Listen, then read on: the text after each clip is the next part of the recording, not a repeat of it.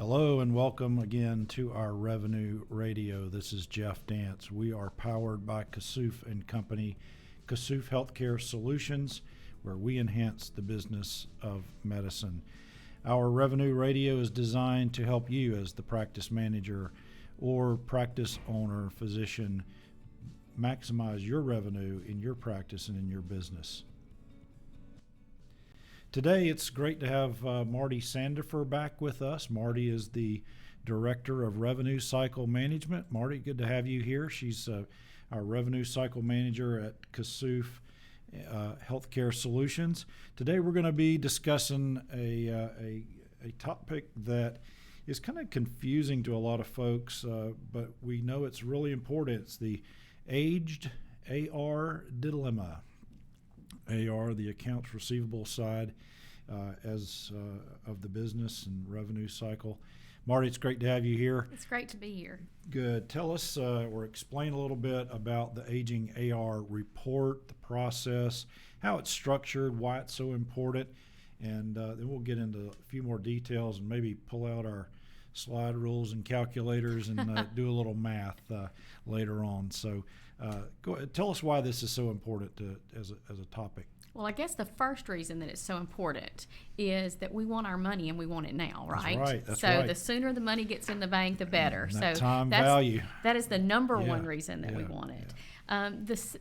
To monitor that, what we need to do is run aged AR reports, and every practice management system should have a reporting package that can give you in some form or fashion your aged accounts receivable. You can break that down into insurance or patient or a total of both. Each different type of aged AR is handled a little differently.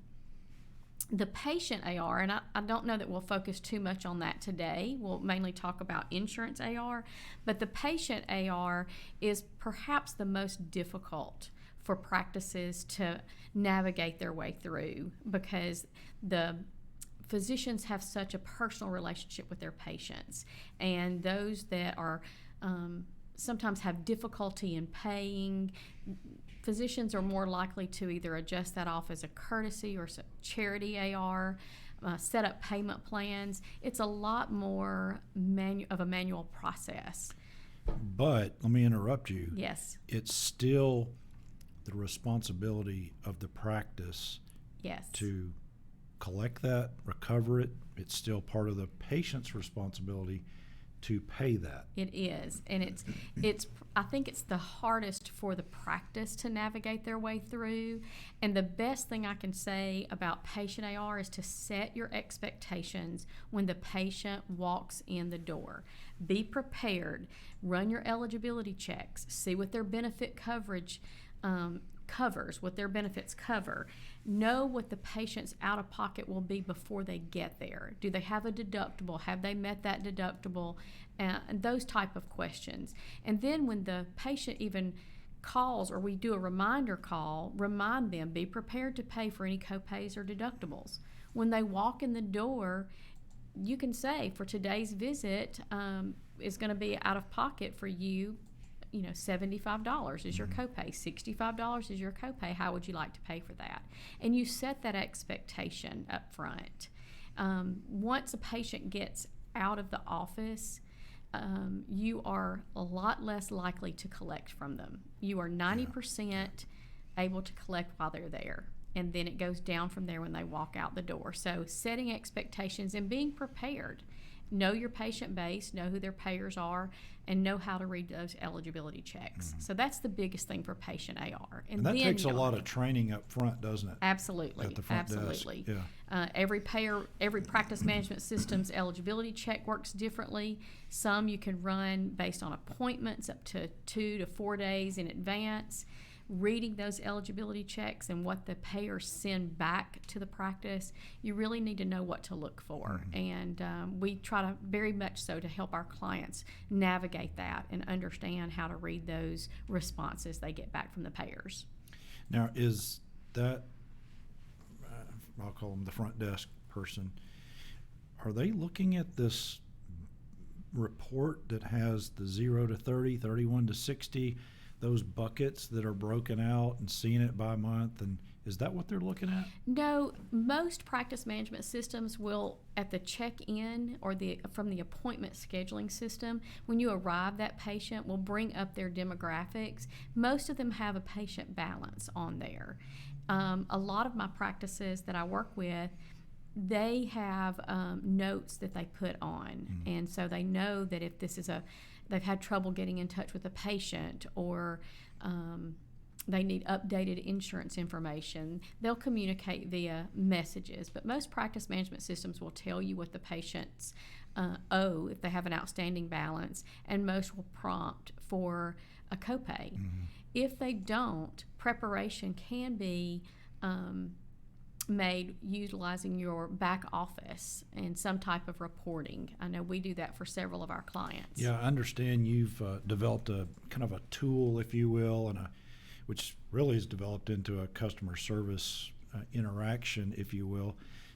Talk just a little bit about how that innovation and collaboration with your clients is working. It's going well. It came out of a need. When you're talking about your front desk receptionist, they're the ones who greet your patients. The patients are already anxious. They have to come to the doctor. Many of them don't want to talk about money, and so your receptionist needs to know why they owe their balance. But many of your reception personnel, they don't have a billing background, and so they were anxious and became very stressed trying to look through a patient ledger, to answer the patient's questions. And just in conversation with them, and I said, wouldn't it be helpful if we took our client representatives, our client account reps, and they went through your appointment scheduling the previous day, and we sent you notes on all the patient balances and who has copays, and we can alphabetize that. We could do it by doctor, however it works best for your practice. And they thought that was worth a try, and it was probably 3 days, and I was getting emails. This is wonderful. This is working. And so the account reps will put notes on there, collect $200 remaining Medicare deductible for the patient from their January visit. Right. After that, they've met their deductible. Their secondary will pick up the rest. Right. It's been invaluable for that front desk. So really, from a revenue cycle outsource standpoint, there's some resources there that most smaller practices can't afford, but from an outsource standpoint, there is some return there. Absolutely. Good.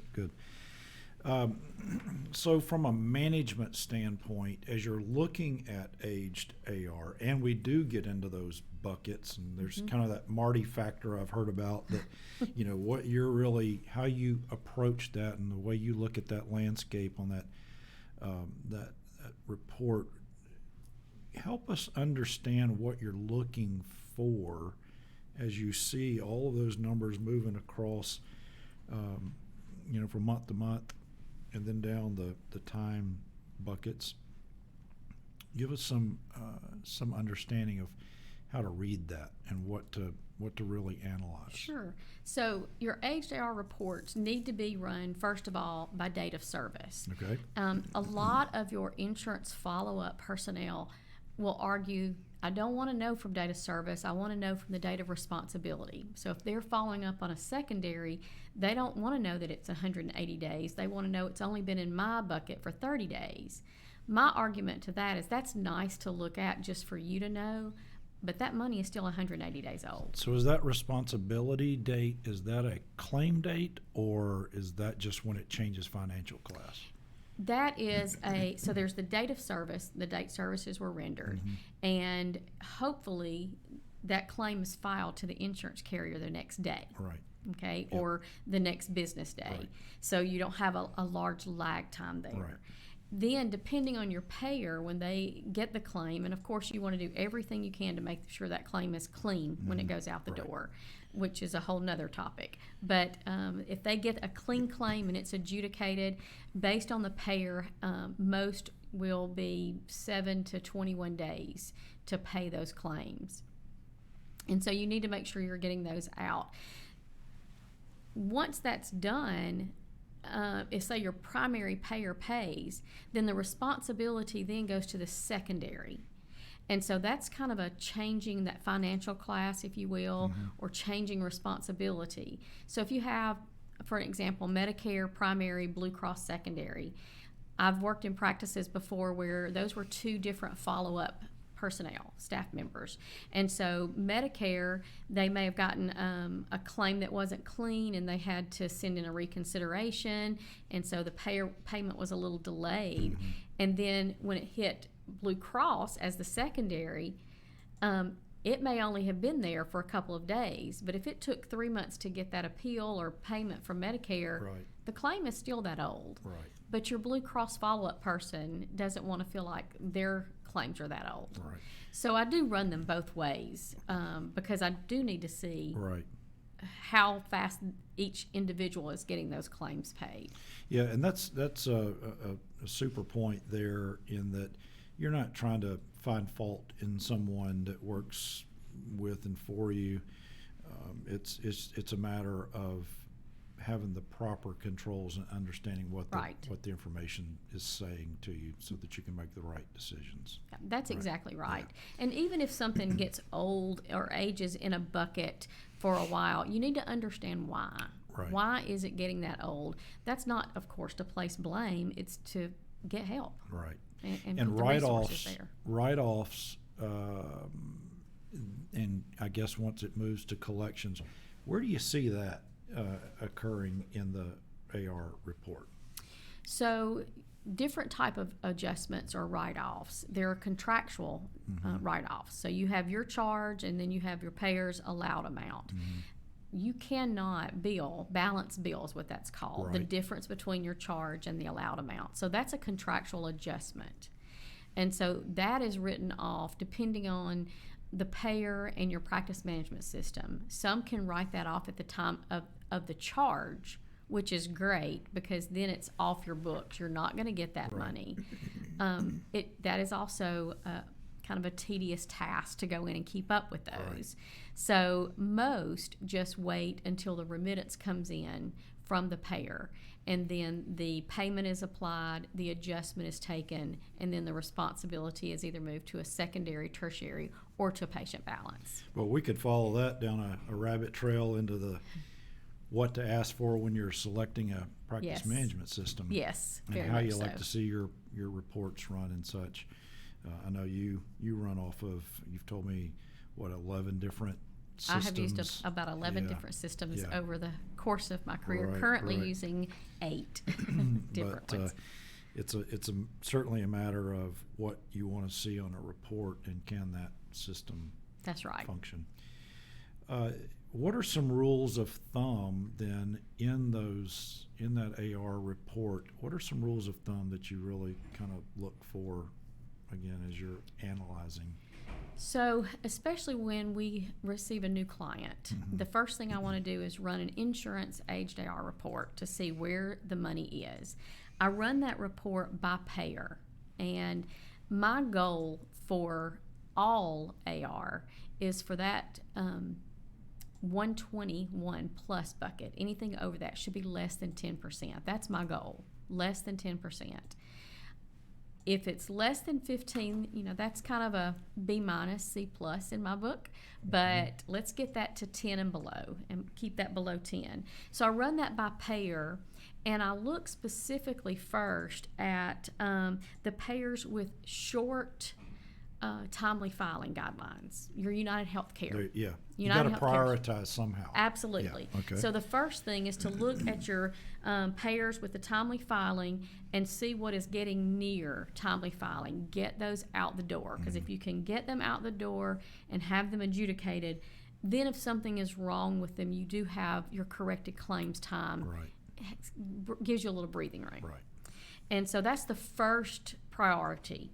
The second priority is to look at those by payer again, and you want to look at anything, to me, over 365 days.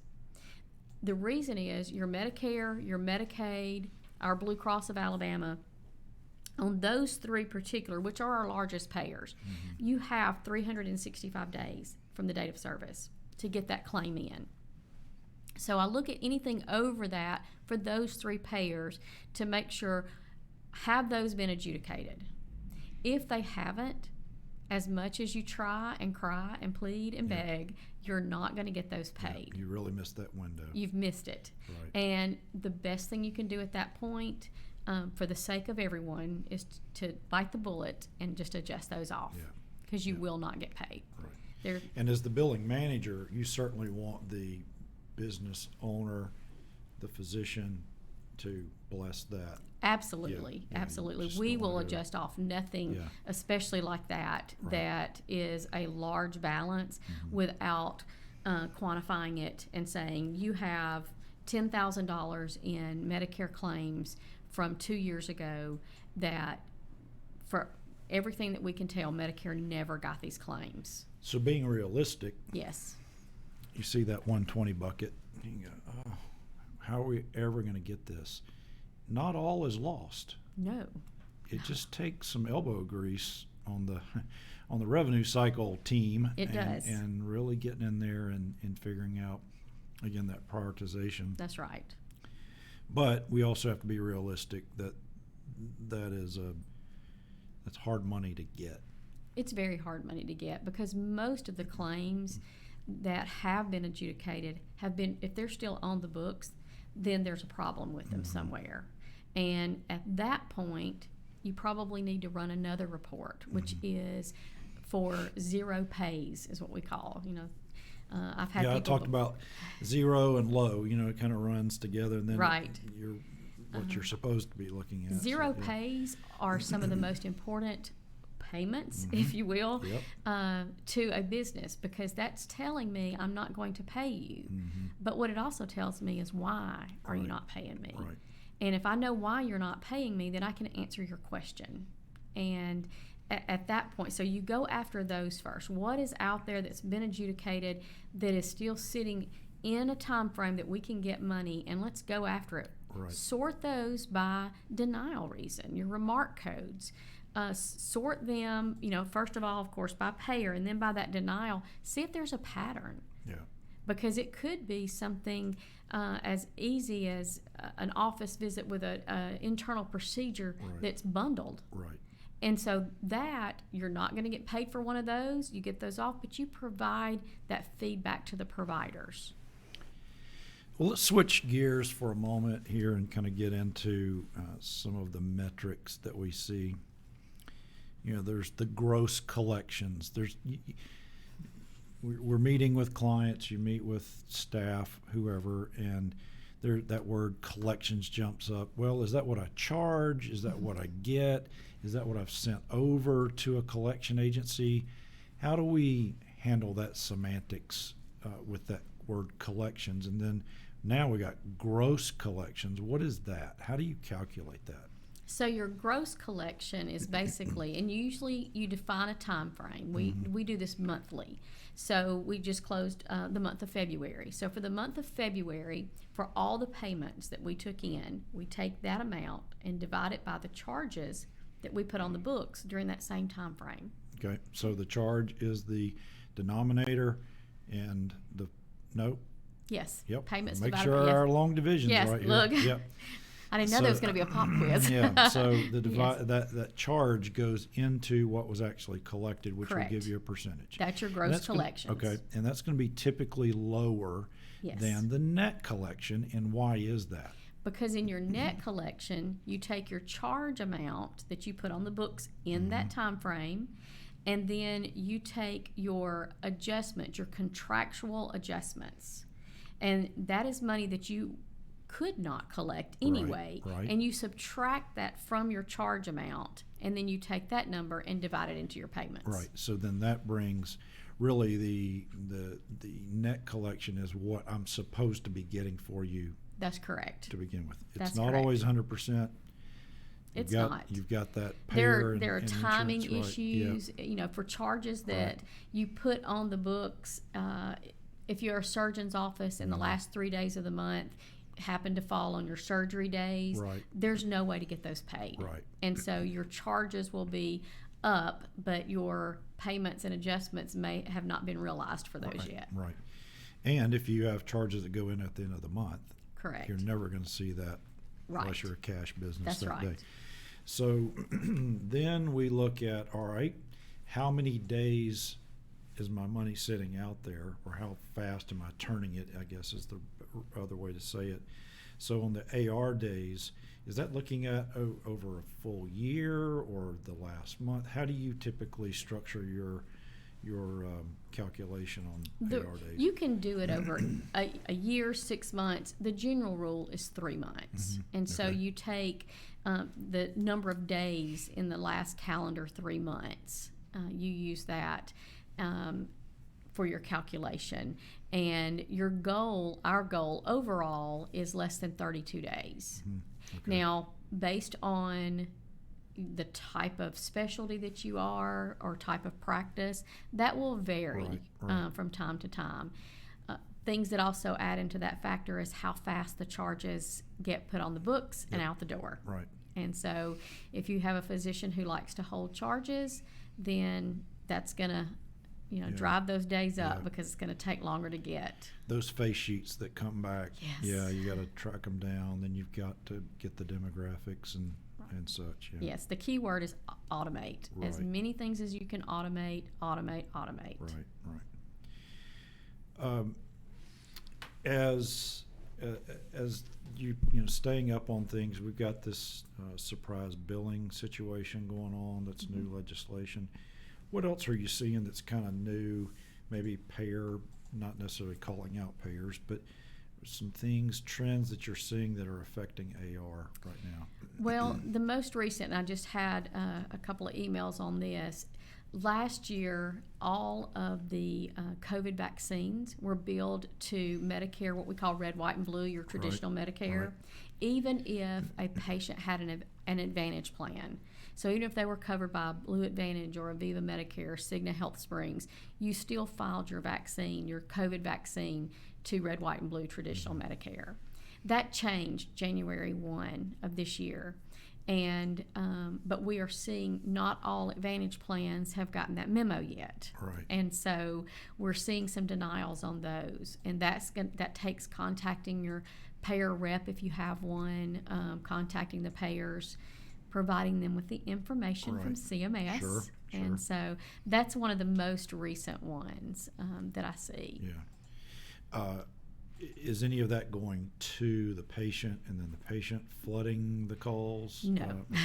No, it should not be Right, going to the right. patient. That should all be handled internally, and that would be on a denial report. Right. And so you want, after you post a remit, then you want to know what didn't pay on there and why. And so you need your denial reports and always work your remittances. Yeah. Well, it sounds to me like the AR dilemma, the aged AR dilemma, is one, really understanding what the report is and understanding what those what can and can't be done to correct the situation, and really once you have that in place, being consistent with it, and really helping the business owner or the decision maker really know what they're looking at and what are priorities. Right, that's right. You can help them make some business decisions. If you have a charge, an office procedure that's bundled Right. for 90% of your payers, are you still going to charge it? Is it worth it for the 10% that may cover it? Right.